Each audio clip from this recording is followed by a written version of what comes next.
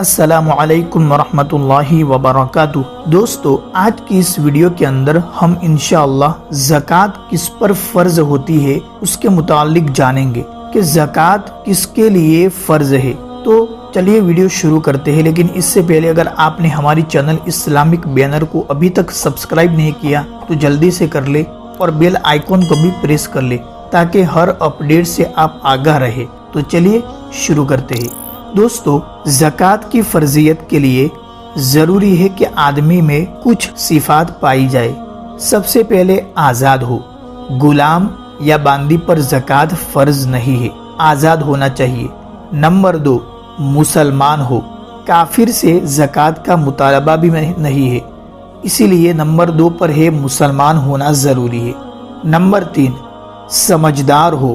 پاگل پر زکوٰۃ فرض نہیں، جبکہ پاگل پن اس پر مسلسل طاری ہو۔ مسلسل اس پر لگاتار پاگل پن طاری ہو۔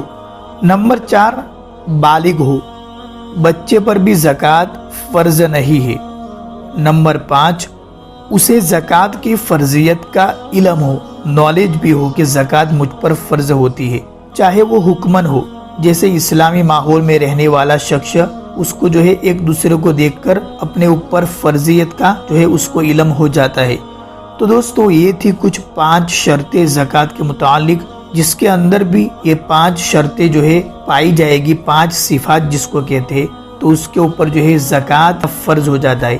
اب وہ مسئلہ دوسرا ہے کہ اس کے پاس مال ہے یا نہیں ہے، زکوٰۃ کب واجب ہوتی ہے وہ دوسرا مسئلہ ہے، لیکن زکوٰۃ فرض ہونے کے لیے یہ صفت ہونا ضروری ہے۔